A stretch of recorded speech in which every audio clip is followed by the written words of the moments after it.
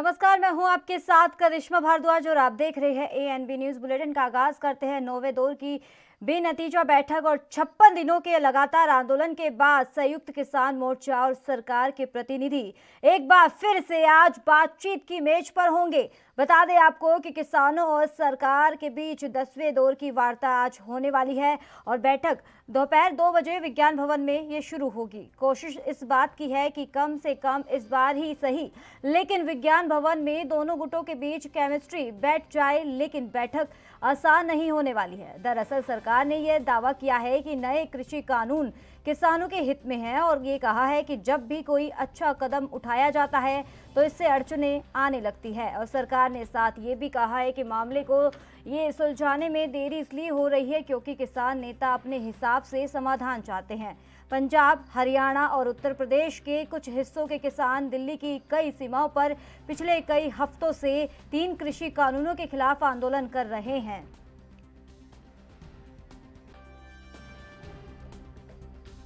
तो किसानों का आंदोलन लगातार जाके दिल्ली ਦੇ ਵਿੱਚ ਰੋਜ਼ ਬਰਦਾਸ਼ਤ ਕਰਾਂਗੇ, ਟਰੈਕਟਰ ਲੈ ਕੇ ਜਾਵਾਂਗੇ।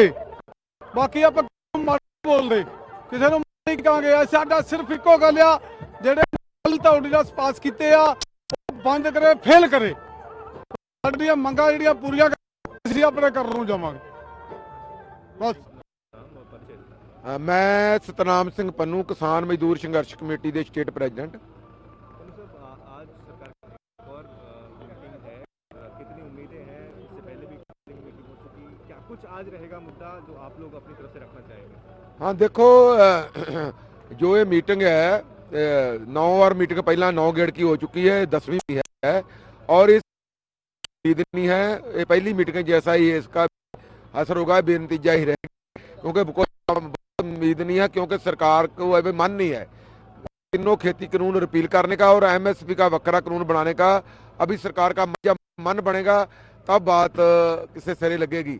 और जो आज जो किसान जथेबंदियां के आगू आज गल रखन गए, एक तो जो सरकारी जबर चल रहा NIA ਜਿਹੜਾ ਵਾ ਉਹ किसान आगुआं ਨੂੰ, समाज सेवकां ਨੂੰ ਜਾਂ ਜਿਹੜੇ ਇੱਥੇ ਮੋਰਚੇ ਦੀ ਸਹਾਇਤਾ ਕਰ ਰਹੇ ਆ ਉਹਨਾਂ ਨੂੰ ਨੋਟਿਸ ਵਗੈਰਾ ਆ ਰਹੇ ਆ, ਉਹਨਾਂ ਨੂੰ ਤੰਗ ਪਰੇਸ਼ਾਨ ਕੀਤਾ ਜਾ ਰਿਹਾ ਤਾਂ ਸੰਘਰਸ਼ ਨੂੰ ਤਾਰ ਪੀੜੋ ਕਰਨ ਵਾਸਤੇ, ਕਮਜ਼ੋਰ ਕਰਨ ਵਾਸਤੇ ਜਿਹੜੀ सरकार बहुत नीचे पे जा चुकी है। एक तो उठाएंगे और इससे अलावा साढ़े जथे आ रहे हैं इसमें शामिल होने के लिए मोर्चे में, उसको रोका जा रहा है। हरियाणा में रोक रहा है, जहाँ हिमाचल में किसान आगू अपना करन गए थे, प्रचार करन गए थे, इस खेती कानूनों को बारे में लोगों को दसन गए, जागर करन गए थे, उसको वहाँ गिरफ्तार किया गया है। ये सारे मुद्दे आज की बैठक में जोर सर टांगना उठाए जाएंगे और सरकार का जबर जो है उसको खिड़े मथे लिया जाए। आने वाले दिनों के मुँह दी खाने इससे सरकार के खिलाफ और गुस्सा बढ़ रहा है और सारे देश में लोग वो इस संघर्ष में शामिल हो रहे हैं। क्या आप लोग इस मीटिंग को फाइनल मीटिंग मान के चल रहे हैं कि आज कोई ना कोई रास्ता निकल ही जाएगा? ऐसा है तो हाँ है, क्योंकि मीटिंग में उसी तरह की कोई कम उम्मीद है क्योंकि सरकार का अभी मन नहीं है। अभी बहुत मीटिंग चलेंगी, अभी मीटिंग चलेगी, अजय सरकार वो प्रेशर मान नहीं रही है।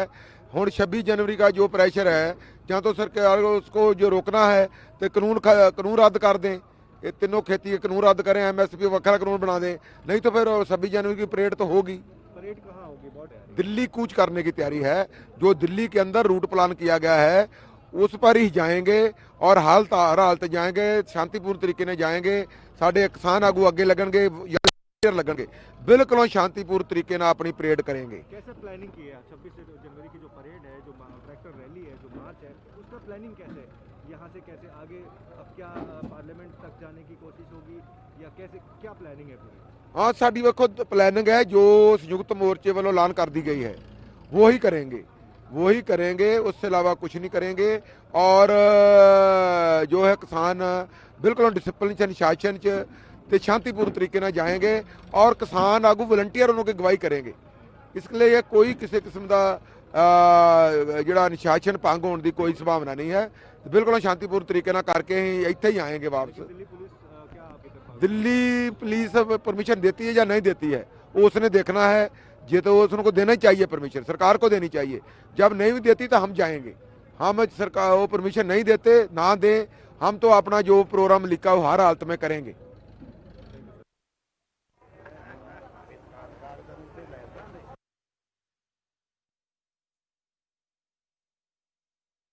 लगातार किसानों का हल्ला बोल जारी है। इसी के चलते आपको बता दें कि आज फिर से ये बातचीत होने वाली है सरकार और किसानों के बीच में। जिस तरीके से आप तस्वीरें देख रहे हैं कि ये 9वें दौर की बातचीत हो चुकी है, लेकिन ये 9वें दौर की बातचीत हर बार ये बेनतीजा रही है। लेकिन इसी के चलते जहां कल ये 10वें दौर की बातचीत होने वाली थी, उसको टाल दिया गया है और इसी के चलते आज ये तारीख रखी गई है। और इसी देखना लाजमी होगा, देश भर की निगाहें आज की बातचीत में रहेगी कि किस तरीके से हल निकलकर सामने आ सकता है, या फिर एक बार फिर से तारीख दी जाएगी सरकार की तरफ से किसानों को। क्योंकि लगातार किसानों का ये कहना है कि हमने उम्मीद तोड़ दी है। जिस तरीके से आए दिन ऐसी ये तमाम खबरें सामने आ रही है, एक तरफ जहां सरकार कह रही है कि हम किसानों के साथ है, और इसी के चलते ये भी बताया जा रहा है कि कृषि कानूनों को हित में बता रहे हैं, लेकिन किसानों का कहना है ये हमारे हित में नहीं है, इसको रद्द करके ही हम मानेंगे। लेकिन कहा जा सकता है ये लंबी लड़ाई चल सकती है, किसानों की तरफ से ये कहा जा रहा है। अगर आज बातचीत में जो समाधान निकल के सामने नहीं आया, ये और भी बढ़ सकता है।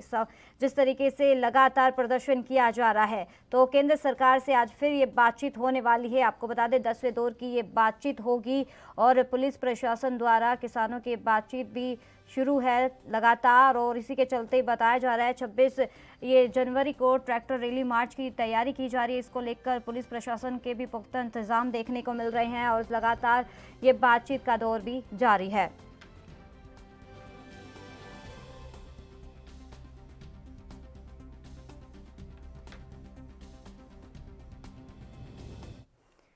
तो इस पर तमाम जानकारी देने के लिए हमारे साथ संवाददाता सिंगू बॉर्डर से विनीत कपूर जुड़ गए हैं। विनीत, जिस तरीके से बताया जा रहा है कि हर बार जो तारीख पे तारीख मिल रही है और हर तारीख पे ये बेनतीजा रही है, और इसी के चलते अगर कल की बात करें, जिस तरीके से कल सरकार ने ये बैठक जो होनी थी वो टाल दी गई है, क्या लगता है कि आज जो बैठक होगी एक दिन और ये समय मांगा है? क्या समय इसलिए मांगा है, ये वक्त इसलिए मांगा है कि ये जो समाधान है आज खत्म हो सकता है?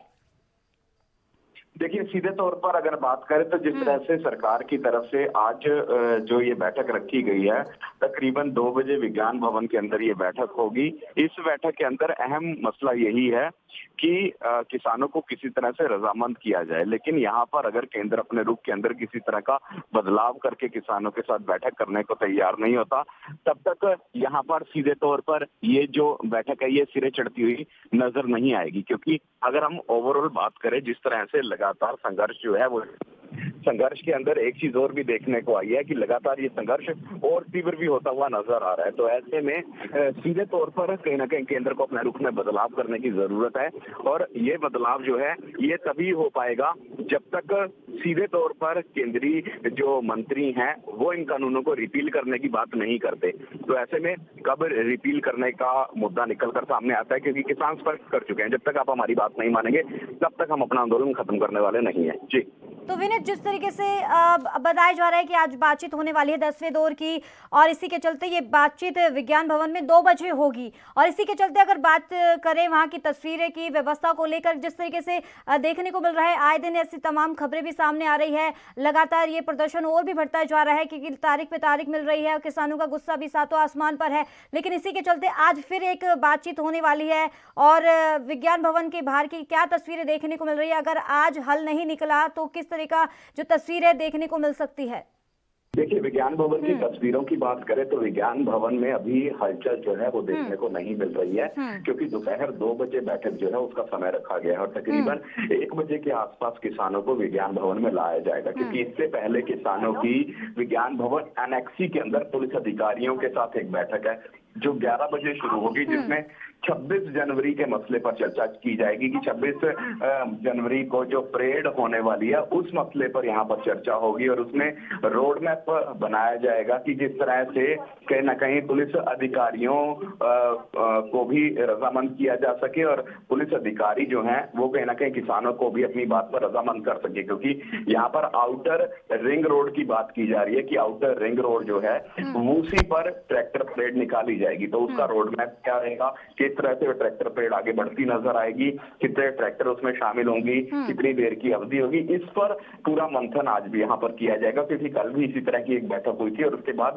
जो केंद्रीय गृह मंत्री हैं उनको भी जो कह सकते हैं कि पुलिस अधिकारी हैं उन्होंने एक रिपोर्ट सौंपी थी कि किस तरह का रोड मैप रहने वाला है और क्या कुछ व्यवस्थाएं करनी होंगी। तो उसी के लिए कहीं ना कहीं मकबूल व्यवस्थाएं यहाँ पर पुलिस और प्रशासन किसानों को उपलब्ध कराता हुआ नजर आएगा, ताकि ये ट्रैक्टर मार्च यहाँ पर निकलता भी नजर आए और इस ट्रैक्टर परेड के माध्यम से दिल्ली की जो आम जनता है उसको किसी तरह की दिक्कतों का सामना ना करना पड़े। चलिए विनीत, आप बनी रहेगा, आपसे दोबारा रुक करेंगे, लेकिन इसी के चलते हमारे साथ एक और संवाददाता दिल्ली से राजीव तिवारी जुड़ गए हैं। राजीव, आज 10वें दौर की फिर बातचीत होने वाली है, किस तरीके की हलचल देखने को मिल रही है वहां पे अब? देखिए बिल्कुल भाई, जिस तरीके से आज 10वें दौर की जो बातचीत है वो कहीं ना कहीं किस नतीजे पे जाएगी ये तो बातचीत के बाद ही पता लग पाएगा। मगर जिस तरीके से किसानों की जो मांग है वो पूरी होती नजर नहीं आ रही है, क्योंकि सरकार ने स्पष्ट कर दिया है कि कृषि कानून को वापस नहीं लिया जाएगा। मगर हर तरीके से कोशिश यही की जा रही है कि लगातार जो बातचीत का दौर है वो जारी रहेगा, मगर सरकार कहीं ना कहीं कृषि कानून को वापस लेना नहीं चाहती है। जी तो राजीव, क्या लगता है, लगातार तारीख पे तारीख मिल रही है और जिस तरीके से किसानों का कहना है कि हमें उम्मीद नहीं है, कि हर बार तारीख पे तारीख मिलने से उनकी उम्मीद थी जो वो टूट चुकी है, और इसी के चलते अब जिस तरीके से सरकार की तरफ से भी स्पष्ट तौर पे कह दिया गया है कि एमएसपी पे कोई भी बातचीत नहीं होगी, फिर क्यों समय बर्बाद किया जा रहा है किसानों का? देखिए बिल्कुल भाई, जिस तरीके से लगातार जो सरकार की तरफ से कहा जा रहा है कि हम बीच का रास्ता निकालेंगे, किसान हमारे साथ आके बातचीत कीजिए, मगर लगभग 9 दौर की बातचीत हो चुकी है और लगभग 10वें दौर की जो आज बातचीत है वो भी कहीं ना कहीं विफल होने वाली है। और किसानों को ये पता भी है कि शायद आज भी कोई फैसला नहीं निकलने वाला, मगर उनको अंदर निराशा जरूर है। मगर निराशा के साथ साथ वो सरकार से एक उम्मीद भी रख रहे थे कि सरकार जो है वो कृषि कानून को वापस ले, मगर सरकार की तरफ से बार बार स्पष्ट किया जा रहा है कि कृषि कानून वापस नहीं होगा। मगर देखना है कि आज की बैठक किस नतीजे पर जाती है। मगर एक चीज स्पष्ट है, जिस तरीके से 26 जनवरी की परेड के लिए उन्होंने तैयारी कर रखी है, ये जरूर स्पष्ट होता है कि सरकार के ऊपर प्रेशर डालने की भरपूर कोशिश की जा रही है। जी तो चलिए, इसी के चलते आपसे एक बार फिर से रुक करेंगे, लेकिन इसी के चलते हमारे एक और संवाददाता जुड़े हुए हैं विनीत कपूर सिंघू बॉर्डर से। विनीत, लगातार सरकार की तरफ से दावा किया जा रहा है, सरकार का ये कहना है कि कृषि कानून है वो किसानों के हित में है, लेकिन दूसरी तरफ ये भी कहा जा रहा है कि अगर जब भी अच्छा कदम उठाने की कोशिश करते हैं किसानों की तरफ के लिए, लेकिन उसी के चलते कई अड़चनें सामने आ जाती है। विनीत, आवाज मिल पा रही है आपको? विनीत, आवाज मिल पा रही है आपको? तो लगता है संपर्क टूट गया है, तो दोबारा संपर्क साधने की कोशिश करेंगे। तो राजीव, आपकी तरफ रुख कर लेते हैं। तो जिस तरीके से बताया जा रहा है कि दावा किया जा रहा है सरकार की तरफ से, और कृषि कानून को लेकर हितकारी बता रही है किसानों के लिए सरकार, लेकिन दूसरी तरफ ये कह रही है कि अच्छा कदम उठाने की कोशिश करती है, इसी बीच कोई ना कोई ये बड़ी अड़चनें सामने आ जाती है। देखिए बिल्कुल भाई, जिस तरीके से सरकार बार बार कह रही है कि कृषि कानून जो है वो किसानों के फायदे में है, मगर कहीं ना कहीं किसान भी नाराज है, क्योंकि उनको पता है कि कृषि कानून उनके फायदे में नहीं है बल्कि पूंजीपतियों के फायदे में है। मगर सरकार हर बार बातचीत के जरूर कह सकते हैं रास्ता निकालने की कोशिश करती है, मगर वो बातचीत का रास्ता जो है वो निकलता नजर नहीं आ रहा। मगर कहीं ना कहीं ये जरूर है कि कृषि कानून को लेकर किसान जो नाराज है उनकी रणनीति जरूर साफ हो चुकी है कि वो 26 जनवरी की परेड के लिए भी तैयार है। सरकार के ऊपर भरपूर कोशिश की जा रही है प्रेशर बनाने की, मगर सरकार कहीं ना कहीं अभी भी बीच का रास्ता निकालने की कोशिश कर रही है, मगर वो बीच का रास्ता निकलता नहीं नजर आ रहा है। क्योंकि जिस तरीके से लगातार जो 9 दौर की बातचीत हो चुकी है और 10वें दौर की जो बातचीत है आज, वो भी कहीं ना कहीं आशंका यही जताई जा रही है कि वो भी विफल रहने वाली है। मगर किसान अभी भी इसी बात पड़े हुए हैं कि अगर उनकी जमीनें चली जाएंगी या फिर जिस तरीके से उनकी दिक्कतें आएंगी या फिर फसलें उनकी जो सरकारी रेट पर जानी चाहिए थी वो भी नहीं जा पाएगी, और पूंजीपति जो आएंगे यानी प्राइवेट सेक्टर जो इसको खरीदने आएगा तो वो अपनी मर्जी से दाम लगाएगा, तो कहीं ना कहीं दिक्कतें जरूर है। मगर सरकार इसको बार बार अनदेखा कर रही है और कहीं ना कहीं किसानों को समझाने की कोशिश कर रही है कि इससे आपको फायदा होगा, मगर किसान फिर भी समझ रहे हैं कि इस कानून से उनको फायदा नहीं है बल्कि इस कानून से उनको नुकसान होगा। इसीलिए वो तीनों कृषि कानूनों को वापस कराने की मांग कर रहे हैं बार बार। जी चलिए राजीव, आप बने रहेगा। तो इसी के चलते रुक करते हैं अगली खबर का। बिहार में सर्दी का सितम लगातार बढ़ता ही जा रहा है। राजधानी पटना समेत सूबे के करीब 15 से ज्यादा जिलों में कड़ाके की ठंड से आम जीवन वो पूरी तरह से प्रभावित हो चुका है। मौसम विभाग ने सूबे के कई जिलों में येलो अलर्ट जारी किया है और पारा गिरने की वजह से गलन और बढ़ गई है, जिसकी वजह से शाम के समय बेहद जरूरी होने पर ही लोग घरों से बाहर निकल रहे हैं। और आपको बता दें कि सर्द हवाओं के चलते तापमान में गिरावट का ये दौर लगातार जारी है।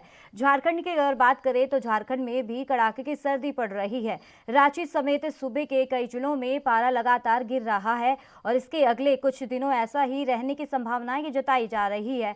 और आपको बता दें कि उधर अगर बात करें दिल्ली की, तो दिल्ली में भी इस बार जनवरी के अंत तक काफ़ी ठंड राजधानी में बनी रहेगी और 22 से 24 जनवरी के बीच एक वेस्टर्न डिस्टर्बेंस सक्रिय रहेगा। और आपको बता दें इसकी वजह से ठंड का ये प्रकोप है कुछ कम होगा, लेकिन इसके बाद 26 जनवरी से एक बार फिर ठंड का ये प्रचंड रूप देखने को मिल सकता है।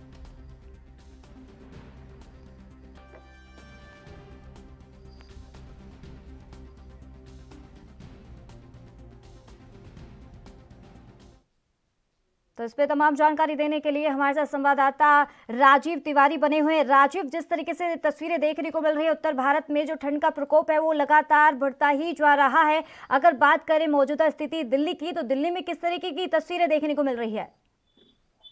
देखिए बिल्कुल बताइए, जिस तरीके से लगातार दिल्ली के अंदर नहीं पूरे उत्तर भारत के अंदर ठंड का कहर बढ़ता जा रहा है। अगर बात करें जिस तरीके से दिल्ली के अंदर की, तो दिल्ली के अंदर भी काफी हद तक ठंड बढ़ चुकी है और कहीं ना कहीं लोगों को दिक्कतें आ रही है, खासतौर पर उन लोगों को जो फुटपाथ पर या फिर झुग्गी झोपड़ियों में रहने वाले लोग हैं, क्योंकि उन लोगों तक सरकार की कोई सुविधा नहीं पहुंच पाती है और कहीं ना कहीं दिक्कतें जरूर आती है। मगर हमारे साथ कुछ लोग भी हैं जो ठंड की वजह से अपने आप को पूरा पैक किया हुआ है और कहीं ना कहीं हम दिखाने की कोशिश करेंगे और उनसे बात करने की कोशिश करेंगे क्या सरकार की जो मुहिम है, यानी कि ठंड से बचने के लिए रहन बसेरों की जो जगह बनाई जाती है वो क्या लोगों तक मिल पा रही है? सर एक से आपसे नाम जानना चाहेंगे हम। नाम न बताइए।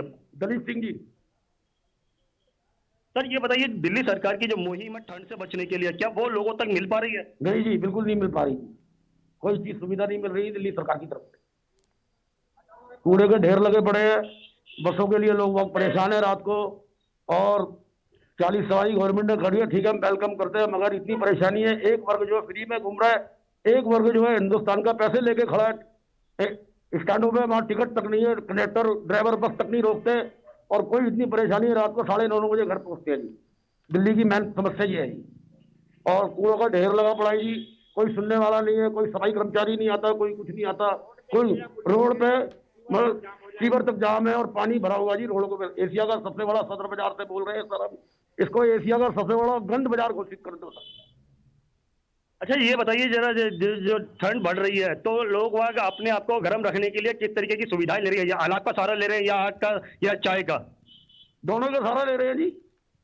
गवर्नमेंट का भी ले रहे हैं, आग का भी ले रहे हैं, अपना भी ले रहे हैं, परिवार का भी ले रहे हैं, सबका सहारा ले रहे हैं जी। तो देखा आपने जिस तरीके से बता रहे हैं लोग क्या क्या आग का सहारा भी लिया जा रहा है, चाय का सहारा भी लिया जा रहा है और कहीं ना कहीं ठंड जो बढ़ रही है वो कहीं ना कहीं ज्यादा परेशान कर रही है। मगर दिल्ली सरकार की तरफ से कुछ उम्मीदें जो थी जनता की वो पूरी होती नजर नहीं आ रही है और कहीं ना कहीं जो रहन बसेरे हैं वो भी कम पड़ते चले जा रहे हैं, क्योंकि कोविड के चलते उनके अंदर भी सोशल डिस्टेंसिंग का पालन करवाया जा रहा है और जिसकी वजह से लोगों को जगह नहीं मिल पा रही है। मगर जिस तरीके से फुटपाथ की बात करें तो फुटपाथ भी कहीं ना कहीं लोगों का परेशान है और फुटपाथ पर रहने के लिए मजबूर है और कहीं ना कहीं अपने आप को बचाने के लिए, चाहे वो बारिश से बचाने के लिए हो या ठंड से बचाने के लिए हो, तो कहीं ना कहीं टेंट वगैरह या फिर तिरपाल वगैरह का ऐसा सहारा लिया जाता है जिससे वो ठंड से बच सके या फिर बारिश से बच सके। मगर सरकार की तरफ से लाख दावे किए जाते हैं मगर वो दावे धरातल पर जीरो नजर आते हैं जी। तो राजू, जिस तरीके से वहाँ के लोग कह रहे हैं कि यहाँ पर काफी परेशानियों का सामना करना पड़ता है ठंड को लेकर और इसी के चलते व्यवस्थाओं को लेकर भी उन्होंने बातचीत की, अगर उनसे अगर इस बारे में बातचीत की कि वहाँ के प्रशासनिक अधिकारी से अगर इस बारे में बातचीत की व्यवस्थाओं को लेकर, उनका क्या कुछ कहना है? देखिए बिल्कुल दादा, जिस तरीके से अधिकारियों की बात करें तो अधिकारी बिल्कुल दावे जरूर करते हैं और कहीं हमने कई नेताओं से भी बात करने की कोशिश करी तो वो भी कैमरे के ऑफ तो जरूर बात करते हैं और कहते हैं कि हमने दिल्ली सरकार ने या फिर और पार्टियों ने लगातार कोशिश की है, मगर वो कोशिश धरातल पर नजर नहीं आती है। क्योंकि जिस तरीके से अभी हमने लोगों से जानने की कोशिश करी कि धरातल पर क्या नजर आता है, सरकार किस तरीके की सुविधाएं दे पाती है, मगर धरातल की जो बात करें तो कहीं ना कहीं सरकार की जो मुहिम है सिर्फ किताबों में नजर आती है, पेपरों में नजर आती है और धरातल की बात करें तो धरातल पर सिर्फ जीरो नजर आता है, यानी कोई भी सुविधा जनता तक नहीं पहुंचती है जी। चलिए, बहुत बहुत शुक्रिया तमाम जानकारी देने के लिए राजीव। तो इसी के चलते हमारे को संवाददाता झारखंड से शहजाद खान जुड़ गए हैं, माफ कीजिए झांसी से हमारे संवाददाता शहजाद खान जुड़ गए हैं। शहजाद खान, जिस तरीके से लगातार जो ठंड का प्रकोप बढ़ता ही जा रहा है उत्तर भारत में, अगर बात करें झांसी की तो झांसी में किस तरह की तस्वीरें देखने को मिल रही है? जी, झांसी में आपको बता दें कि झांसी में सुबह लगभग 4 बजे काफी मात्रा में कोहरा रहता है और जिससे लोगों को काफी परेशानी हो रही है। शाम के वक्त लगभग 6 बजे से शीतलहर चलने लगती है, हवा मौसम में बदलाव आने लगता है। अगर प्रशासन की बात की जाए तो प्रशासन ने पुख्ता इंतजाम कर रखे हैं, जगह जगह पे लोगों की व्यवस्था की गई है और लोगों को कंबल वितरित किए जा रहे हैं और अस्थायी आश्रय बनाए गए हैं। तो शहजाद खान, जिस तरीके से ठंड लगातार बढ़ रही है और इसी के चलते अगर आवाजाही की अगर बात करें तो वहां के लोगों को कितनी दिक्कतों का सामना करना पड़ रहा है, क्योंकि कोहरे के चलते ज्यादातर वाहनों पर ये ज्यादा दिक्कतें देखने को मिलती है? देखिए, आपको बता दें कि शाम के वक्त लगभग मतलब रात में 8 या 9 बजे के बाद जो वाहन यहाँ से हाईवे की तरफ मूव होते हैं उनको कोहरे की दिक्कत होती है, जिससे वे जगह जगह पे रुकते हैं और जगह जगह पे अपना एक तरह से स्टे करते हैं, फिर बढ़ते हैं, ऐसे धीरे धीरे करके वो जाते हैं। इससे फिलहाल उनको दिक्कत का सामना तो करना पड़ रहा है, लेकिन अगर प्रशासन की बात की जाए तो प्रशासन अपने पुख्ते इंतजाम कर रखा है, जो लोगों को मदद कर रहा है। प्रशासन उनको अस्थायी और आश्रय भेज रहा है। जो लोग रात के वक्त पैसेंजर आ रहे हैं, किसी कारणवश अगर उनको होटल की व्यवस्था नहीं हो पा रही है तो वे अस्थायी आश्रय में प्रशासन के माध्यम से भेजे जा रहे हैं। तो शहजाद खान, एक महत्वपूर्ण सवाल ये भी पूछना चाहेंगे कि जिस तरीके से बताया जा रहा है कि झांसी में लगातार ठंड बढ़ रही है, इसी के चलते अगर बात करें वहां के लोगों की, ऑटो चालकों की, क्योंकि तमाम जगह पर तमाम राज्यों में ऐसी तस्वीरें देखने को मिल रही है, लोगों का यही कहना है कि ठंड के चलते लोग बाहर नहीं आ रहे हैं और इसी के चलते सीधा असर अब वहाँ के हमारे ऑटो में पड़ने लगा है, वाहनों में भी दिखने लगा है, क्योंकि उनकी रोजी रोटी पे ये ज्यादा असर देखने को मिला है इसके चलते। तो वहाँ की अगर बात करें ऑटो चालकों का क्या कुछ कहना है इस दौरान? देखिए, आपको बता दें कि मैं पहले ही बताया कि आपको यहाँ पर सर्दी जो ठंड है, ठंड का प्रकोप तेज है, लेकिन क्या है दोपहर के वक्त 10 बजे के बाद मौसम में बदलाव आ जाता है। तो इस कारण क्या होता है कि जो ऑटो चालक हैं वो अपने वक्त पर निकल आते हैं। लेकिन अगर बात की जाए सुबह अर्ली मॉर्निंग की तो ऑटो चालकों को फिलहाल दिक्कत का सामना करना पड़ रहा है। शहजाद खान, जिस तरीके से अब लगातार ठंड के चलते लोग भी काफ़ी बीमार हो रहे हैं और अगर बात करें झांसी की अस्पताल की, तो अस्पताल में भी इस समय अगर ठंड के चलते लोग अगर बीमार होते हैं तो सीधा अस्पताल जाते हैं। अगर अस्पताल में किस तरीके की अब तस्वीरें देखने को मिल रही है?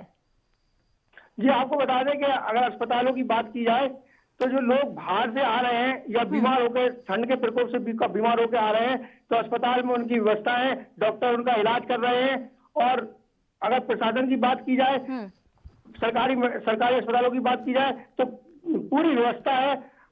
जो पेशेंट आ रहे हैं उनको अस्पतालों में कंबल की व्यवस्था। चलिए, बहुत बहुत शुक्रिया शहजाद खान तमाम जानकारी देने के लिए। तो लगातार जो ठंड का प्रकोप है वो बढ़ता ही जा रहा है। बिहार की अगर बात करें तो बिहार में सर्दी का जो सितम है लगातार बढ़ता ही जा रहा है। राजधानी पटना समेत सूबे के करीब 15 से ज़्यादा जिलों में कड़ाके की ठंड से जो आम जनता का जो जीवन है वो पूरी तरह से प्रभावित हुआ है। अगर दिल्ली की बात करें तो दिल्ली में भी कुछ ऐसी ही तस्वीरें देखने को मिल रही है। तस्वीरें आप देख सकते हैं किस तरीके से कोहरा ने पूरे अपने दिल्ली को अपने आगोश में ले लिया है।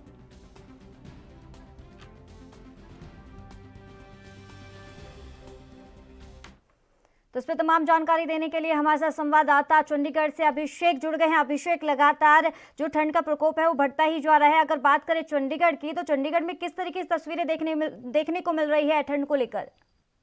जी बिल्कुल, देखिए 2 दिन ठंड से राहत थी और अब 2 दिन के बाद जो आज जो बुधवार का दिन है इसमें ठंड का प्रकोप एक बार दोबारा से जारी है। ठंड बढ़ गई है दोबारा से। 2 दिन के जरूर राहत थी, लेकिन मंगलवार रात से कोहरा जो है फिर दोबारा से छाने लग गया था। और अब इस समय जो 10 साढ़े 10 बजे का इस समय भी जो कोहरा है चंडीगढ़ के आसपास के इलाके और हरियाणा में के जो कई इलाकों में कोहरा इस समय भी छाया हुआ है। और शाम होते होते जो है कि इसकी संभावना जो है वो ये है कि और ज्यादा बढ़ जाएगा और जो वाहन चालकों को वाहन आवाजाही में काफी परेशानियों का सामना करना पड़ेगा। और वही मौसम विभाग के अनुसार 23 और 24 को बारिश की संभावना जताई है कि हरियाणा और पंजाब से जुड़े कई इलाकों में बूंदाबांदी और बारिश की संभावना है। जी तो अभिषेक, अगर बात करें वहाँ की जनता का क्या कुछ कहना है, क्योंकि ज़्यादा असर वहाँ के वाहनों पर पड़ने लगे हैं और लोगों का ये कहना है कि अगर ठंड के चलते जिस तरीके से ठंड लगातार बढ़ रही है और लोग बाहर नहीं आ रहे हैं, सीधा असर वहाँ के वाहनों पर या ऑटो चालकों को या ऐसे बस चालकों पर पड़ने लगा है, उनकी रोजी रोटी पर असर देखने को मिल रहा है। जी देखिए, कोहरा हो चाहे ठंड हो, जरूर जो रोजमर्रा के जो काम है वो उससे प्रभावित होते हैं, और वही जो कोहरा है वो वाहन चालकों को काफी प्रभावित करता है। जैसे लॉन्ग रूट पे चलने वाली, चाहे हम कमर्शियल व्हीकल्स की बात करें, चाहे हम अपने प्राइवेट व्हीकल्स की बात करें, और जो दो पहिया वाहन चालक है उनको भी काफी परेशानी का सामना करना पड़ रहा है, क्योंकि एक तो ठंड और ऊपर से कोहरा, जो विजिबिलिटी है वो शून्य के पर चली जाती है। तो इससे जो है कि वाहन चालकों को भारी परेशानी का सामना करना पड़ रहा है, और ये मौसम विभाग के अनुसार अभी कुछ दिनों और इंतजार करना पड़ेगा। कोहरा जो है उसको छटने में अभी समय लगेगा, और कोहरा लगातार भी छाए रहने की संभावना मौसम विभाग की ओर से जताई गई है। जी चलिए, बहुत बहुत शुक्रिया अभिषेक तमाम जानकारी देने के लिए।